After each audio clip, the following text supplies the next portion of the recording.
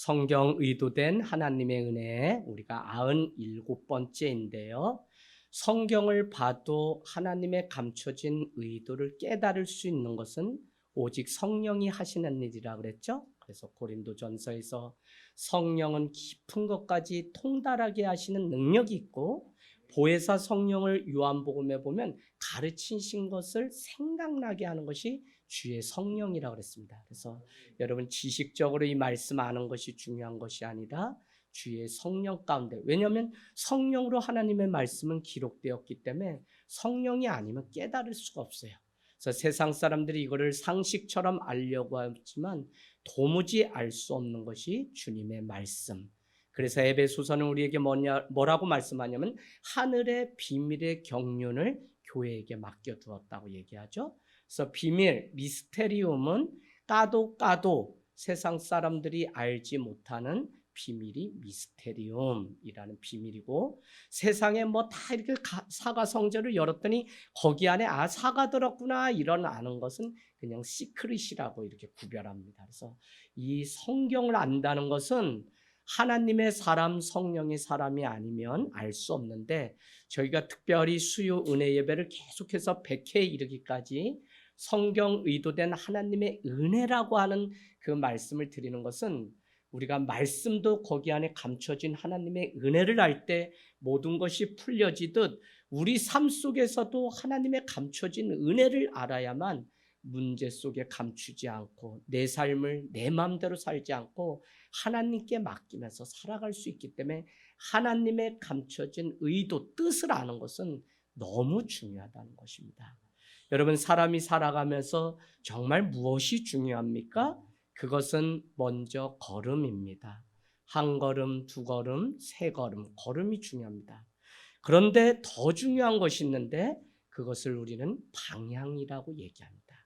그래서 한 방향, 또 다른 방향, 방향이 있어요. 그런데 그것보다 더 중요한 것이 있는데 그것은 목적입니다. 그래서 우리가 신앙생활을 한다는 것은 우리가 어떤 목적을 향해서 어떤 방향으로 지금 한 걸음씩 옮기고 있냐라고 하는 이것이 얼마나 중요한 일인지 모릅니다. 그래서 방향을 분명하게, 목적을 하나님께 분명히 정해놓고 걸어가는 걸음이 되지 않으면 우리 이 땅에서 아무리 신앙생활을 해도 늘 그냥 흔들리면서 살아가는 삶에 불과하게 되죠. 걸음이 분명하지 않으면 우리는 누구 때문에 하는 신앙이 되고요, 어린아이의 신앙의 자리에서 떠나지 못합니다. 그래서 우리가 오늘 예배하고 예배하지 못하는 그 많은 이유는 다른 것이 아니라 어떤 환난과 고난의 그 문 앞에서 우리는 왜 예배해야 되는지 목적이 분명해야 돼요. 누구를 예배하는지 방향이 분명해야 돼요. 그럴 때 우리의 걸음은 정해집니다. 오늘 낮에 우리 식구기 함께 이런저런 이야기를 나누면서 한 집사님이 고백하는데 그 말이 제 안에 딱 와닿더라고요. 그건 내가 어디를 향해 가고 내가 있는 자리가 어딘지가 나의 정체성이고 내가 왜 사는지의 이유다라는 이야기를. 그래서 날마다 내 걸음이 주의 성전, 교회를 향해서, 예배 장소를 향해서 나아가는 그 걸음이 될 때 우리는 하나님을 향해서 살아가는 사람이 됩니다. 그래서 우리 신앙 뭐 이렇게 해보면 다 알지만, 신앙생활하기 때문에 날마다 평강이 있는 게 아니라 이 땅 가운데 발을 딛고 살아가는 우리의 삶은 그럼에도 불구하고 예배하고 그럼에도 불구하고 감사를 택하지 않으면 우리도 여전히 무너져요. 그래서 우리는 오늘도 하나님 앞에 다른 거 다 양보해도 예배가 먼저 되지 않으면서 내 삶에 어떤 것은 있을 수 없어요. 사람이 한 치 앞도 알지 못하면서 자기의 걸음을 자기가 인도하려고 미래를 준비하고 걱정하니까 그게 문제지, 하나님께 맡겨버리는 이 신뢰, 인트러스트가 되면 하나님이 우리의 삶을 책임져 주시는 것이죠. 여러분, 이용규 선교사님이 우리 내려놓음이라는 책 중에 저는 지금도 기억나는 몇 가지가 있는데, 동년이의 그 사건, 장난감을 마트에서 샀는데 이것이 내 것이 되려면 이것을 점원을 통해 바코드를 찍고 그 값을 지불할 때 내 것이 될 수 있는데, 그 아들은 이 원리를 알지 못하기 때문에 그 점원에게 이 장난감을 내려놓아야 되는데 뺏기는 줄 알고 막 울면서 내려놓지 않는다는 거예요. 마치 우리의 신앙이 하나님을 알고 다 내려놓고 맡겼다고 하면서 내려놓아야만 진짜 우리의 것이 되는데 내려놓는 동 마는 동 거짓된 삶을 살아가는 것에 대해서 이야기하고 있습니다.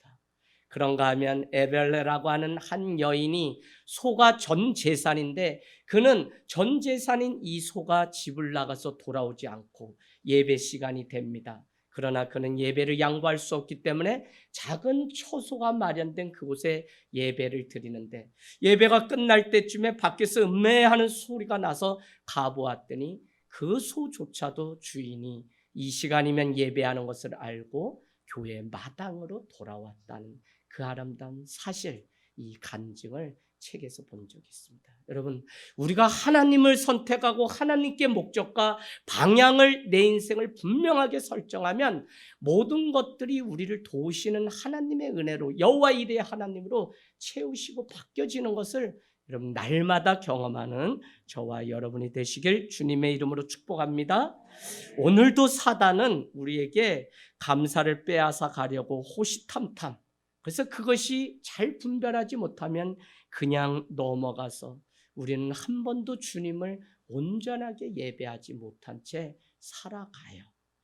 여러분, 우리는 사울이 죽은 이후에 사울의 진영에 아브넬과 다윗의 진영에 요압이라고 하는 군대 장관, 그들은 기브온에서 큰 전쟁을 일으키게 되는데 사울의 진영에는 360명이 죽게 되고 다윗의 진영에는 20명의 젊은 청년들이 죽게 되죠.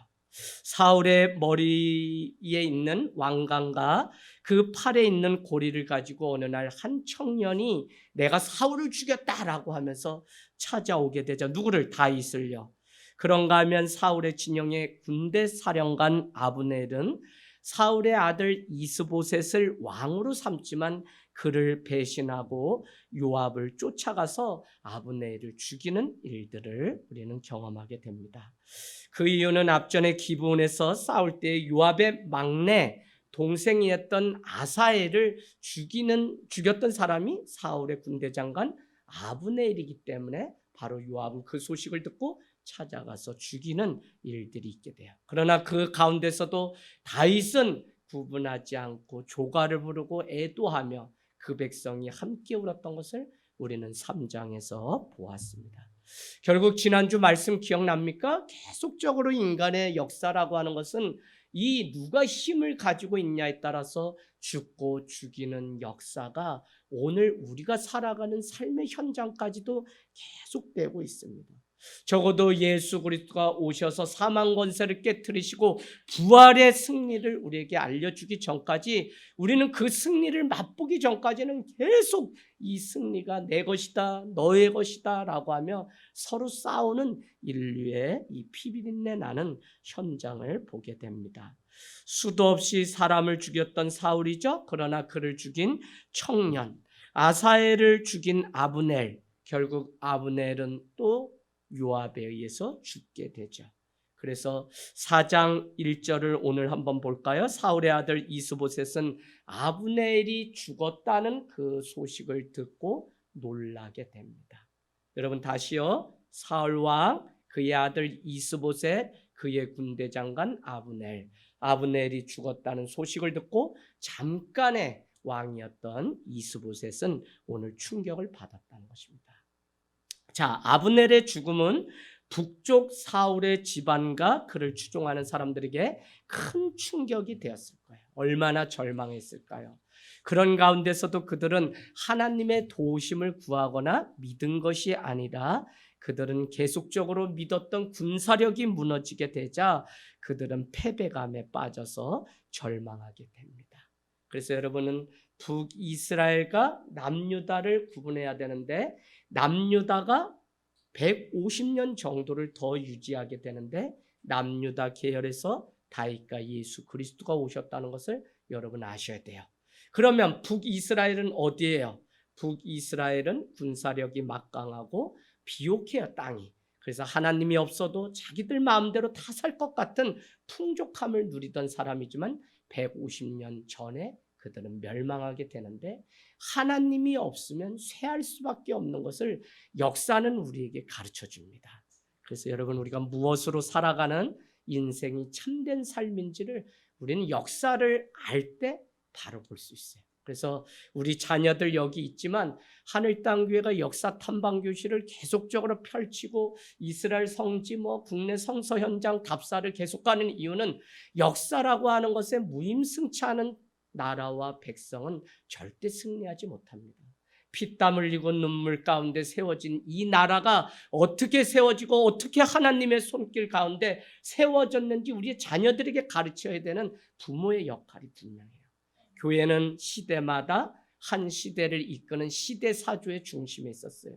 깨어있는 교회는 자녀들에게 역사를 가르치고 세속의 역사일지라도 이것조차도 하나님이 붙들고 계셔서 멸망할 것 같지만 멸망하지 않게 하시는 하나님의 은혜가 무엇인지를 바로 가르쳐주고 보면 이 아이들이 역사, 주인의식을 가지고 참된 삶을 살아갑니다. 그래서 우리가 이 역사를 알면 해안이 열리고 안목이 열려서 하나님과 함께했던 다윗의 왕가와 하나님을 떠났던 사울의 왕가의 그 차이가 무엇인지 우리는 알 수 있습니다.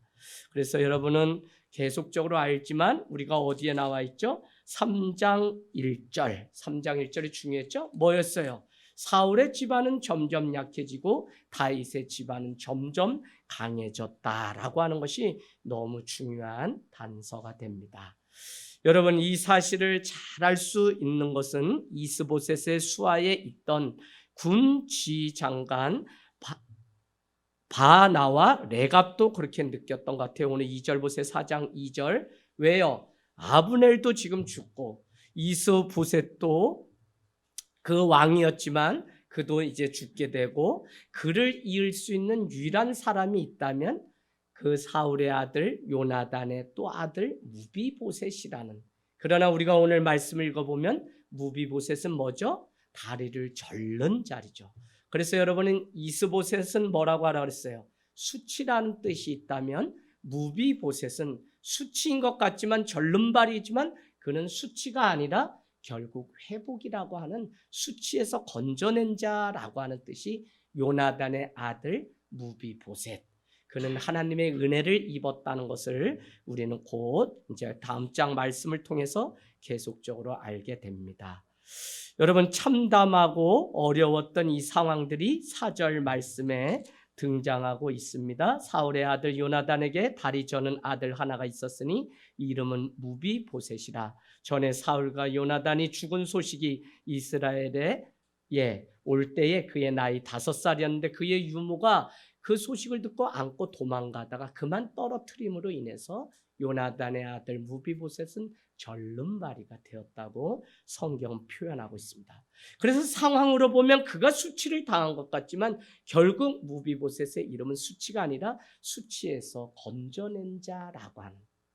이스보셋 왕 사울의 아들 이스보셋은 수치를 당한 자 이런 의미가 있다고 말씀드렸죠. 참으로 완전히 무너진 북이스라엘의 모습을 우리는 볼 수 있습니다. 여러분 도망가다가 급히 떨어뜨렸던 무비보셋, 앞이 보이지 않을 정도로 한때는 호령했던 사울의 가문이었지만 점점 망해가는 것을 보죠. 우리는 세상을 살면서 하나님의 손에서 떠나서 내 마음대로 살면 살 것 같지만 이것처럼 어리석은 삶이 없어요. 왜 우리가 하나님 앞에 시간을 정해서 예배를 드리냐? 약속입니다. 그 시간만큼 모든 시간이 다 하나님의 것이지만 그 시간만큼이라도 하나님께 드리겠다고 하는 고백이 예배인 것이죠. 그래서 우리가 어떤 마음으로 하나님 앞에 살아가야 되는지. 그래서 어떤 이는 같은 믿음 생활을 하는데 흥하고 어떤 사람은 계속 쇠해요. 오늘 다윗과 사울도 다 하나님의 자녀였지만 그들의 방향과 목적지가 달라지면서 어떤 가문은 죽음의 족보를 쓰고 어떤 가문은 생명의 족보를 써서 결국 다윗의 가문 가운데 예수 그리스도가 영원한 생명의 그 주인이신 것을 우리는 고백할 수 있습니다. 여러분 때로는 우리도 살아가면서 하나님을 믿지만 하나님이 어려움을 우리에게 주시기도 합니다. 그래서 우리는 그 안에 하나님의 뜻이 어디 있는지 우리는 늘 물으면서 살아가는 것. 그래서 진정한 기도는 하나님의 뜻이 어디 있는지, 특별히 이 세상의 역사를 움직일 때 하나님의 뜻이 어디 있는지 몰라요. 지금 어린 나귀 새끼를 타고 오는 예수님인 것 같지만 하나님의 역사는 저 로마의 총칼이 아니라 나귀 새끼를 타고 오는 예수 그리스도를 통해 이루어가는 역사이기 때문에 우리는 하나님의 감춰진 뜻이 어디 있는지 모르기 때문에 진정한 기도는 하나님의 뜻이 어디에 있습니까? 라고 묻는 것이 사실 진정한 기도라고 제가 말씀드렸죠. 여러분, 우리가 어려움이 어디서 오는지 알지 못하기 때문에 고난에서 벗어나지 못합니다. 고난을 당하고 어려움을 당할 때 우리가 하나님 어떤 뜻이 있습니까? 라고 물어보아야 되는 것은 사실 그 당하는 어려움 그 자체 때문에 우리가 힘들기보다 이 일이 왜 나에게 왔는지, 이 일이 언제 끝나는지를 모르기 때문에 우리가 힘들 때가 더 많죠. 그래서 우리는 어려움이 있으면 오히려 주의 전에 나가서 주님 앞에 뜻을 묻고, 다윗이 어떻게 했습니까? 하나님, 이제 사울도 죽었는데 내가 어디로 가야 됩니까? 라고 물었더니 어디로요? 헤브론으로 가라 해서 우리는 묻는 신앙이 그게 기도고 그게 하나님의 뜻 앞에 살아가는 성도의 삶이라고 말씀드렸습니다.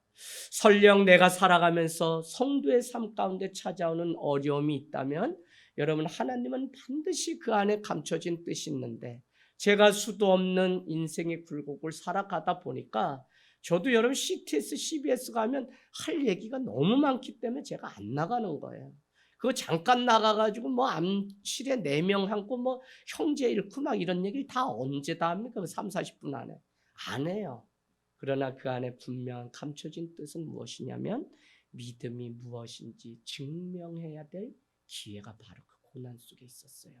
그 과정이 아니었으면 부모 형제가 하나님 앞에 돌아오지 못하고 그 어려움이 아니었다면 그 어려움 속에 믿음을 지키는 누군가가 바로 서 있지 않았다면 저희 가문 32명이 절간 드나들면서 날마다 그냥 거기서 그냥 효령대군 23대손 절 다녀서 아들 낳았다는 이 가문에서 도저히 서울 도남동에서 6.25에 피난 내려서 어떻게든지 입신양명해서 이 무너진 가문을 다시 세우라는 어명을 받고 서울 한양으로 진출한 이재학의 이 삶은 여러분 오늘 고백했어요.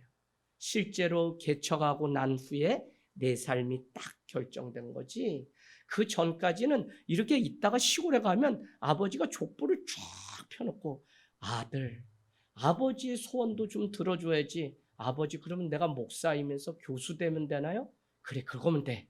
그래서 제가 유학을 가려고 탈봇에 다 이래서 비자 받고 하다가 결국 하나님이 저의 심장 협심증이 찾아와서 제가 마지막 인사드리러 갔더니 대학원 원장님 김준진 교수님이 이봐 이 전도사 다 공부해서 교수만 되면 한국교회는 누가 지키나?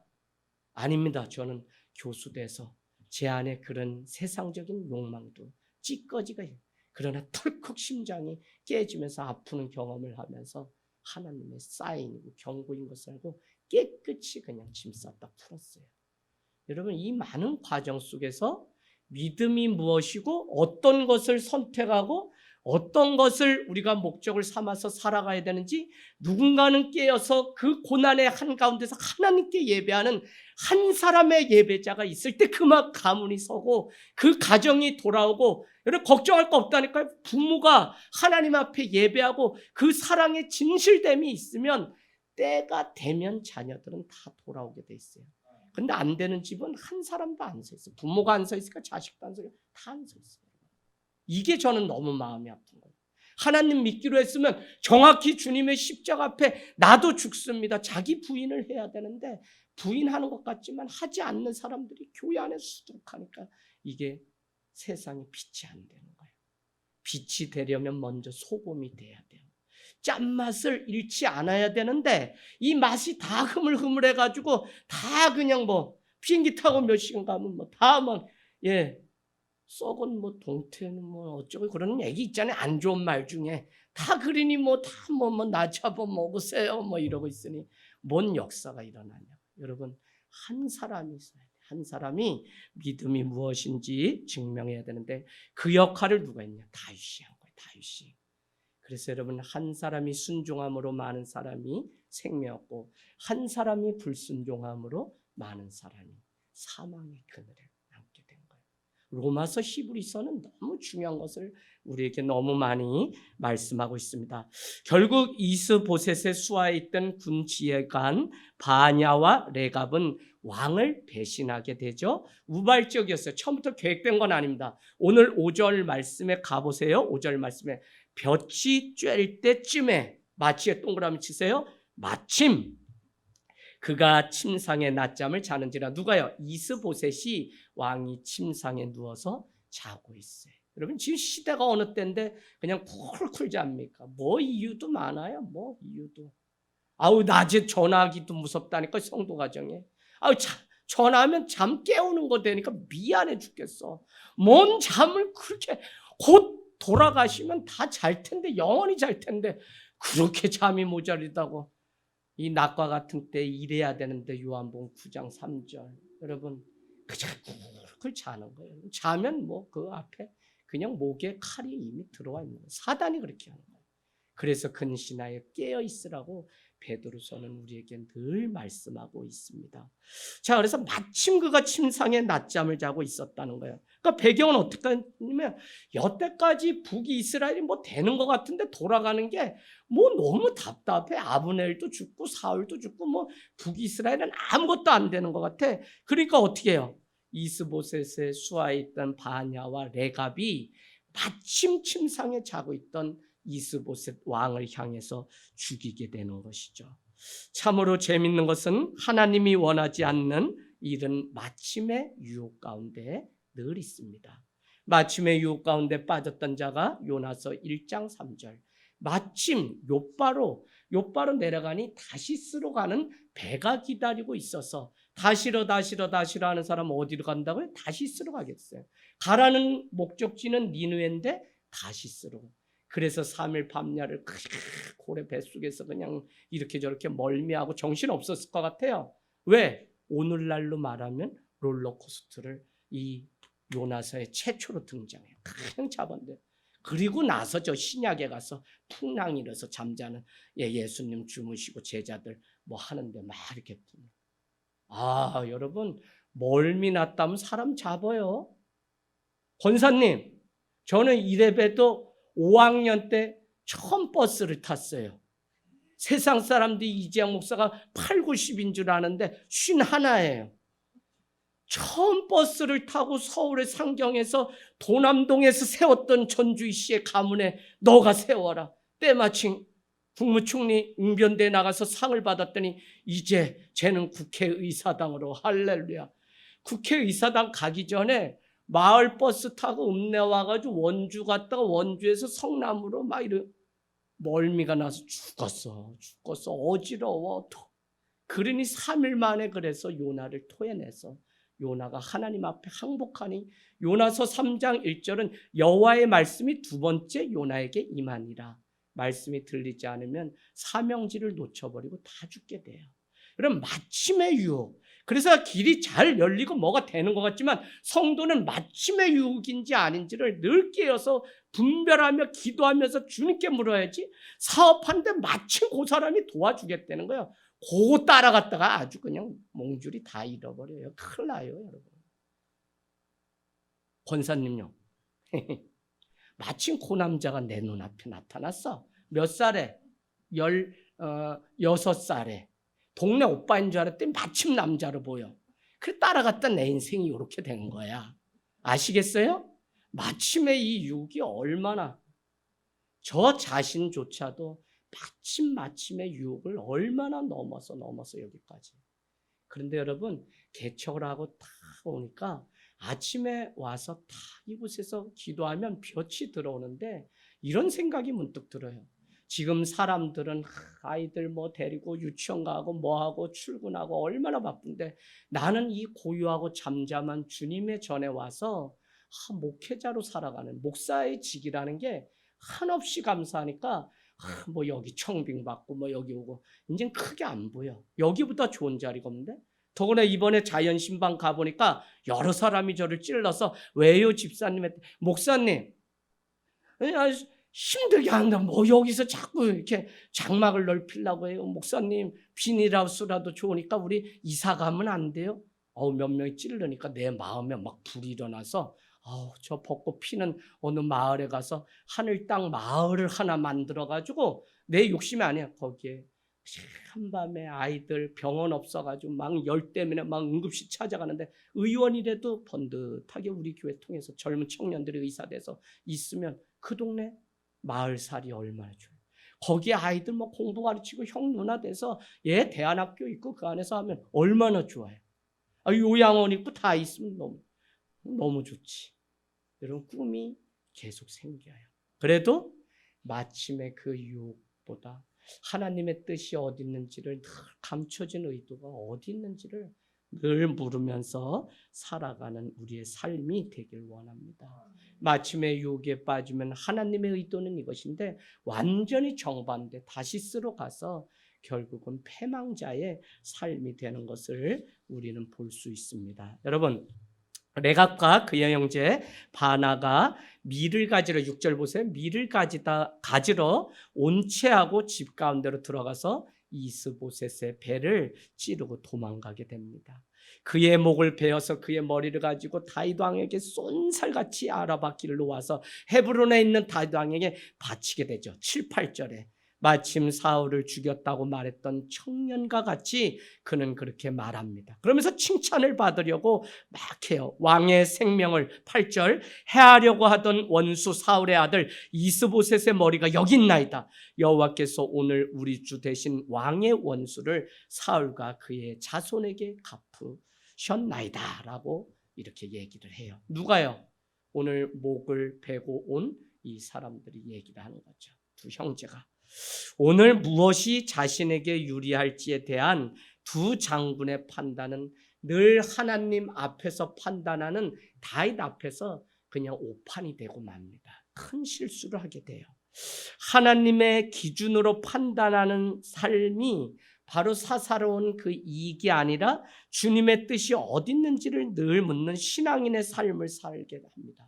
그래서 기준이 분명하지 않으면 우리는 늘 흔들리는데 하나님을 기쁘시게 하겠다고 하는 이 기준이 분명하면 내가 어느 곳에 서야 되고 무엇을 해야 되고 무엇을 먹고 누구를 만나야 될지가 분명해져요. 기준 여러분, 하나님은 뭐죠? 믿음이 없이는 하나님을 기쁘시게 못하나니. 믿음을 드려야지 기쁘게 하는데 믿음이 없이는 하나님을 기쁘시게 못하나니. 히브리서 11장 6절 그가 계신 것과 그분이 우리에게 상 주시는 이심을 믿어야 할지니라. 아멘.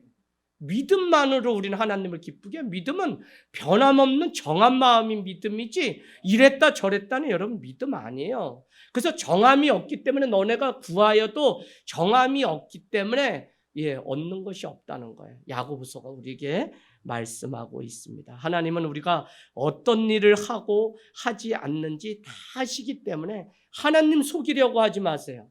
정말 하나님 믿기로 우리 결정했으면 이제 자연인이 아니라 우린 신앙인인데 신앙인은 물과 성령으로 거듭난 사람인데 하나님 믿기로 해놓고 그냥 여기저기 이렇게 살면 안 돼요. 여러분 우리는 늘 이스라엘이 저기 요셉이 그 형제들을 다 데리고 왔을 때 그들을 어디에 세워놨죠? 그들은 왔지만 어디에 있었어요? 지명 이름. 이경학 목사님 어디예요? 난 왜 갑자기 생각이 안 나? 내가 안 나서 묻는 거예요. 고센. 자, 근데 그게 무슨 의미라 그랬어요? 형제나 부모를 데리고 오라고 얘기했죠. 애굽의 왕이. 그래서 요셉이 사환을 보내서 오게 했죠. 그러나 그들은 그 애굽 땅에 들어왔지만 저기 바로 앞에 이스라엘 가나안이 보이는 그곳 가까이 있었어요. 왜요? 언제든지 하나님 말씀하시면 그 가나안으로 돌아갈 준비를 하냐고 그러는 거지. 성도도 똑같아요. 세상에 그냥 한 발 푹 그냥 하나님께도 당구는 척 이게 안 돼요. 아무리 우리가 자유를 누리고 내가 마음껏 하나님이 주신 은혜 가운데 산다고 해도 물고기가 어디요? 어항을 떠나서 밖으로 뛰어나오면 그는 죽음이 기다리는 것이지 그 안에는 행복이 없어요. 그래서 주 안에서 사는 것이 얼마나 기쁜 일인지 모릅니다. 그래서 저는 진실한 삶을 살아가는 우리의 신앙이 되기를 원합니다. 늘 무엇을 하든지 죽게 하듯 하는 마음으로 직장에 가고 주님께서 내게 주신 사명, 콜링이 여기에 있구나 하고 가정에 가서 부모 형제를 잘 섬기는 그 삶을 알기를 원합니다. 저에게 늘 우리 은사님이시면서 저에게 마지막 사역을 했던 담임 목사님이 늘 이런 말씀을 하십니다. 하나님도 자기가 그냥 풀타임 사역자처럼 그렇게 일을 하는 사람이면 사용하신다는 거예요. 이걸 대학원 수업 시간에 얘기하는데 요즘 사람들은 파트면 파트 그냥 그 인생 이상을 살지 않는다는 거예요. 적당히 눈치 보고 그냥 그렇게까지만 그래요. 그래서 주의 종이나 그냥 뭐 목회자나 일반 성도님이나 별반 다르지 않은 시대가 됐다는 거예요. 그러면서 제가 그 교회 파트로 처음에 있었는데 수업 시간에 이 말씀을 딱 하시는데 올컨에 여기 풀타임 사역자 되는 건 맨날 출근해서 풀타임 종로가 멀어요, 여러분. 그런데도 성남에서 매일 그냥 사례비 조금 받고도 1년을 다니니까 목사님이 저런 놈은 처음 봤다고 하고 또 저기 경북고 공립이기 때문에 기독교 서클에 들어갈 수 없는데 그냥 점심시간이면 아이들 그냥 몇천 명 앞에 가서 만나려고 머리 뒤밀고 가서 아무나 앉아있으면 야, 너 교회 다니냐? 내 수영교회. 어느 교회 다니냐? 세문안교회. 쭉 얘기해서 야, 다음부터 목사님이 여기에 올 텐데 15분만 우리 너네 졸업할 때까지 3년 동안 나랑 기도하자. 온리 지전스 인 경복고의 약자 오직 기도해라고 우리 만들어서 하자. 예, 목사님 할게요. 그날부터 모이기 시작한 300명의 용사가 저에게도 늘 있어요. 야, 건이라 지금 병원 필요하다. 니 와서 준비해. 누가 의료 선교회에 일한. 야, 그냥 미국에 막 유학 가 있는 친구들 다 1년에 한 차례 여기 그래도 와서 제가 주례를 5, 6명 잠깐 그냥 그 오직 기도회를 인도했는데도 많은 아이들. 여러분 주례 아무한테나 안 세우죠. 그 삶에 영향을 준 사람한테 하죠. 제가 감사해요, 부족하지만. 그러나 그곳에서 서울에서 사역하는 동안 이 아이들을 만나서 이렇게 사역할 수 있었던 이것이 얼마나 감사한지 모릅니다. 거기에 사명이 있고 거기에 정말 마음을 다하는 그것이 있으니까 어느 날 주차 문제가 막 300대씩 막 주일에 동네 사람들이 신고해서 다 종로구청에 걸리는데 어느 날 학교가 감동을 받고 왜요? 연대도 못 간다는 아이가 막 서울대 가고 이런데 처음에는 웬 유별난 목사가 와가지고 학교를 이렇게 하나 저 사람 신고하자 막 이렇게 돼서 제가 문제 목사가 됐는데 이 아이들이 막 승승장구하니까 어느 날 교사 한 분이 와서 회개한다고 하면서 저희 사실 담임인데 우리 아이가 이렇게 돼서 하는데 목사님 지도를 받고 잘 돼서 제가 상도 받고 막 이렇게 됐습니다. 목사님 교사 신뢰를 만들어 주십시오. 김상모 목사님, 이동원 목사님 다 거기 학교 출신인데 뭐가 없어요. 이지양 목사가 그냥 머리 뒤밀고 했더니 거기서 세워졌는데 어느 날 학교에서 목사님 우리가 도와줄 일은 없나요? 교감 선생님이 장로님인데 예, 제가 교회 묻겠습니다. 목사님 이렇게 해서 뭘 그걸 주차장으로 쓸 수 있게 해달라고 해야지. 이 목사 그 머리 안 돌아가? 예, 목사님 알겠습니다. 주차장이 필요합니다. 그날부터 300대 400대 주일이면 서울 어디서 주차 문제를 해결해요? 그랬더니 이 목사 저거는 작아도 그냥 맨날 내가 앞에 설 테니 나를 따르라 하면서 저거는 개척정신이 있어가지고 못 말린다고 목사님이 막 저를 띄우세요. 그게 또 참말인 줄 알고 개척을 또 나왔다는 거 아니에요. 그랬더니 이 부엉이 새끼들이 밤마다 왜 개척을 했냐고 지금 들고 맨날 울어가지고 아주 괴로워 죽겠어요. 환청이 들려도 야 하고 많은 일 중에 왜 개척은 해가지고 이 처자식 생고생 시키고 그러냐. 근데 아니에요. 이것보다 기쁜 일 없고 왜? 여기에 목적 있고 여기에 방향 있고 주님이 주시는. 그래서 제가 여태까지 가장 보람된 말은 어느 날 사모님이 오시고 목사님 오셔서 저는 목사님을 만나고 이렇게 하는데 옆에서 뭔 얘기가 들리는데 우리 집사람이 그걸 얘기해요. 나는 내 생에 개척한 것이 가장 기쁘다. 아니 나는 그 말을 할 줄 몰랐거든요. 그래서 참말이냐고 했더니 그렇게 얘기하더라고요. 왜? 뭐 아침 4시에 나갔다 저녁 10시에 돌아오는 뭐 남편이고 뭐 애들하고 광화문에서 맨날 교보문고에서 책 다 띄었어. 몇 천 권. 몇 시간을 기다려. 연애 때도 3-4시간을 기다리게 했더니 기다리는 건 아주 도가 텄어. 여러분 저 우습게 보면 안 돼요. 3-4시간씩 그냥 삐삐도 없고 아무것도 없어도 그냥 이제야 이 한 사람을 기다려준 여인이 있어요. 여러분 요새 그런 사람이 어디 있어요? 결혼도 안 하지. 그런데도 여러분 사랑 때문에 그렇게 있겠죠. 여러분 우리에게 사명이 방향이 목적이 분명하면 우리가 어디를 가야 하는지 분명히 알 수 있습니다. 레갑과 그의 형제 바나는 진심이 아니라 상황을 따라서 이리 붙었다 저리 붙었다 하는 사람이죠. 죽어도 지켜야 할 가치는 지키고 믿음을 지키고 의리를 지키고 선을 지키는 것이 우리의 믿음인데 그러지 못한 세상 가운데 삽니다. 하나님은 닥쳐진 모든 문제 앞에서 하나님의 뜻을 구분하기를 우리에게 원하십니다. 세상 살아가다 보면 자주는 아니더라도 내 자신도 머리를 이리저리 얼마나 굴리면서 살아가는지 몰라요. 그러니까 우리 뇌처럼 뜨거운 데가 없어 사실. 다 머리에 손 얹어 보세요. 뜨거워요? 뜨겁죠? 왜 뜨겁냐면 예배 빨리 끝나면 가서 피자 시켜 먹고 치킨 시켜 먹고 요거 궁리하기 때문에 요 머리가 뜨거운 거예요. 여러분 머리 굴리지 마세요. 그냥 예배 시간은 하나님만 생각하고 살기를 원합니다. 믿음은 유불리의 문제가 아니에요. 오늘 예수 믿다 죽어도 죽으면 죽으리라는 믿음. 에스더 우리가 정말 믿음 보았잖아요. 4장에. 그죠? 이때를 위해서 나에게 믿음을 주셨다라고 고백. 누가요?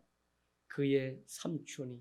그러니 너가 이 땅을 살리기 포로로 잡혀온 이민족을 살리기 위해서 너가 왕에게 가서 간언을 했으면 좋겠다고 간청하는 모습을 우리는 볼 수 있습니다.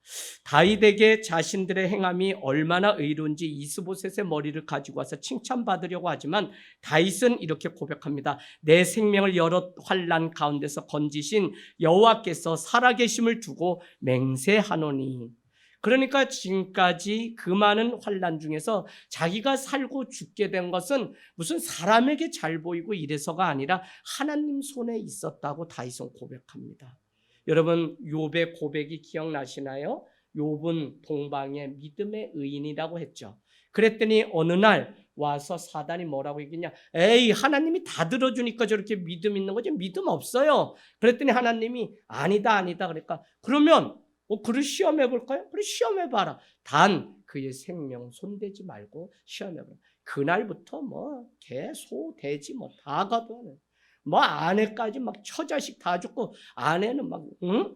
당신 때문에 우리 집안 아주 망했다고 막 그냥 바가지를 박박 끌고 그래요. 그러나 욥기 읽어보면 어디 대목에 우리가 감동을 받냐면 주신 이도 하나님이시오 거둬가시는 이도 하나님이시오. 하나님이 다 하셨다고 하나님을 믿는 욥의 그 신앙을 보면 우리가 참 뜻을 하나님께 주권을 하나님께 두고 사는 것이 얼마나 기쁜 일인지 모른다는 것입니다. 다윗은 자신에게 누가 도와줘서 아부르에서 기회를 잘 받기 때문에 출세한 게 아니라 자신을 살린 것은 오직 하나님이라고. 그래서 너가 오늘 목을 베어가지고 여기 왔기 때문에 내가 뭐 살고 하나님께 인정받는 게 아니라 하나님이 나를 여기까지 살게 하셨고 보이지 않는 하나님의 손길이 내 인생 뒤에 감춰진 손길이 있었다고 다윗은 오늘 강력하게 고백하고 있습니다. 여러분 명예와 권력을 포기할 수 있는 것이 부활신앙을 가지고 살아가는 빈무덤을 보았던 그리스도인의 삶이죠. 신교대의 3명이 이렇게 해서 자대로 오게 되었어요. 한노마는 누구냐면 다 교회 다니는 친구들인데 다이가권도 이 태권도를 잘해. 사단이에요. 그래서 어느 날부터 얘가 안 보이기 시작하는데 포상휴가도 잘 가고 외박도 잘 가고 막 이렇게 불려다니면서 이제는 조교가 돼버렸어. 그래 이제 두 놈만 인생이 안 풀려가지고 따꽝따꽝 총 쏘면서 이제 있는데 어느 날 한 놈도 잘 안 돼. 근데 그 놈은 뭐냐면 신학교를 나와서 군중 후보생으로 왔는데 이놈아가 소대원들을 교회 못 가게 하고 어느 날부터 타락해가지고 술 처먹고 막 이러면서 그냥 이래 막. 나는 고3 때 예수를 믿고 믿은 지 얼마 안 되는데 늘 그냥 저 십자가 독수리 교회 그 십자가 위병근무도 십자가가 보이는 그곳에 춥지만 전방이지만 강원도 이제 제가 일부러 자원해서 그 십자가를 보면 살 것 같아. 그래서 그곳에 늘 자원해서 가고 며칠을 막 7일 8일 천리행군 갔다 와도 늘 주일이면 저 교회 갈 수 있다는 기쁨 때문에 막 왔어요. 어느 날 위에서 연락이 왔는데 대대군종병으로 올라오래요. 아니 예수 믿은 지 3년도 안 됐는데 뭔 대대군종병이야? 법사님이 계시기 때문에 대대군종병으로 가면 150명 되는 쏘라지 그 독수리 교회에 담임을 해야 되는데 난 설교 한 번도 안 해보고 처음 예수 믿다 막 시험에 들었는데 그게 뭐냐면 뭐 이렇게 지역 내의 교단 뭐 이렇게 성가대회를 한다는데 손 들고 하겠다고 청년 시절에 막 뜨거운 마음에 했더니 뭐 알토고모고 뭐 소프라노고 막 이렇게 주는 거잖아요. 나는 주전자병이야. 그냥 물 날르고 물. 또 1년 그랬더니 시험이 확 와가지고 예수 믿지 말까? 이럴 정도로 여린 믿음이었는데 그냥 군대를 갔더니 그래서 150명 앞에서 뭐 이러고 저러고 막 목회를 마음을 다해서 하는데 어느 날 500명 모이는 연대군종병으로 상병이 되어서 이제 분대장이 되어서 GOP 안에서 다녀와서 이제는 풀린 군번이었는데 하나님이 이제부터는 주의 종의 길을 그래서 올해가 제가 목회를 시작한 지 30년이 벌써 됩니다. 보통 많이 한 게 아니죠, 여러분. 이게 저도 놀래요. 내가 뭔 하다가 이렇게 목회를. 그러고서 사람들이 목사님 나이는 어려 보이는데 이렇게 뭐 있다 막 이러죠. 그러면 목회를 몇 년? 그래서 세봤어요. 그랬더니 연대 군종병, 대대 군종병부터 군대서부터 목회가 시작된 게 심지어는 사회에 뭐 대리 달고 막 이렇게 할 때도 교회에서는 그냥 신학교를 다니지 않는데도 저에게 교육 전도사라는 직분 줘서 계속 쉬지도 않고 사역자기에 부모님이 반대해도 그냥 한 파트를 맡아서 학생들을 지도하는 군대가 제 인생을 그렇게 바꿔놓은 거예요. 연대장님이 안수 집사님인데 꼭 아침에 오시면 전도사님 이러고 저한테 전도사님 군대는 전도사님이 와서 안 하셔도 되고 전도사님은 병사들에게 힘을 주는 그 역할을 하면 된다. 근데 연대장님 저도 총이 있어야지 전방 GOP 안에 막 가고 그러는데 병사들 만났는데 총도 전도사님은 군종병은 그런 거 가지고 다니는 거 아니에요. 왜 기도가 있고 하나님이 아니 저 죽을 수 있으니까 그래도 뭐 수류탄은 아니더라도 이것도 안 가져가요. 이제부터는 찝차도 그냥 필요하면 저기 전방 혼자 간부가 선탑을 해서 가야 되잖아요. 그러니까 제가 앞에 딱 타서 막 병장 때 가고 여기 포상휴가증 막 연대장님이 저를 믿고 30장씩 그래서 자살하거나 뭐 막 이렇게 이탈하려는 병사들 있으면 위로 휴가 보는 이걸 막 주라고 해서 이걸 꽂고서 제가 있었던 대대 갔더니 저를 때리던 고참들이 막 나인데 그냥 야 이병장 나 여기 휴가 좀 가야 되는데 이거 달라고 막 고참들이 그래요. 아저씨들 왜 그랬어요? 옛날에 그렇게 때렸는데 이거 아니야 2등병 줘야 돼요. 막 그냥 대대장님들이 야 연대장님 신기 불편하시니? 불편하신 것 같은데 오늘 여기 3대대 뜨실 것 같은데요. 진짜냐? 그럼 막 밥 타다 주세요. 그러면서 야 너 뭘 원하냐? 그러면 네 오늘 종교점을 할 수 있게 그냥 다 들이 누워서 제가 훈시 한마디 하고 기도하고 오늘 재워주면 좋겠습니다. 해. 그래서 아주 연대가 뭐 그냥 이자 그냥 바다가 막 전방 가면 이렇게 선탑해가지고 올라가면 그냥 내가 뭐 되는 줄 알고 얼마나 경례들을 막 쉐리하는지 놀래요. 하나님이 아무것도 아니었던 사람들 막 새벽 예배를 연대장님이 나오시니까 하고 그러니까 아예 부대도 들어오지 말래. 그래서 막 이렇게 목회를 시작하고 여러분 얼마나 마음이 뜨거웠는지 이제 그 병사들 먹이려고 김장을 하는데 경기를 몰두하는데 그냥 민간 권사님이 목사님 전도사님 이거 김장할 배추 200포기 다 낼 테니까 이거 어떻게 하죠? 그래서 막 장교 간부 이 사모님들 오셔서 하는데 문제는 그 경기를 몰고 가는데 전방 아니니까 아무도 안 온 줄 알고 모자 거꾸로 쓰고 그냥 발로 경기를 몰고 가는데 웬 찝차가 쭉 가더니 먼지 나면서 뒤로 딱 오더니 절 보고 너도 군인이냐고 놀래더라고요. 그래서 야 이거 영창각이 생겼다. 그러고서 딱 내려서 경례 때렸더니 4단에서 떴는데 그래서 연대장님께 말씀드렸더니 그거 날라올 텐데 그냥 여기서 그냥 몇 바퀴 도는 걸로 대신할 테니까 교회만 잘 지키라고 그렇게 인사과장님하고 밀어줘서 뜨겁게 군생활 하니까 하나님 저 다시 군종장교로 군대 와서 다시 이 병사들과 평생 살겠습니다. 그런 마음이 있었는데 세상 나오니까 세상이 또 재밌고 해서 이제 안 갔죠. 그런데 하나님이 그곳에서 제가 목회자의 길을 갈 수 있는 그러니까 하나님이 참 일을 하시는 방식은 그때그때마다 진실되게 다 그 최선을. 군종병 된 거 다른 거 아니에요. 대대장님 사모님이 그냥 병사들 성가대 이렇게 성가대 진짜 편사라 집사님도 군대 가면 다 성가대 1순위야. 왜냐? 사람은 필요한데 성가대가 되면 민간 라면을 먹고 들어갈 수 있어. 군대 짬밥 안 먹고. 그러면 그거 막 30명 40명 대진 먹다는 소리도 막 다 하겠다는 거야.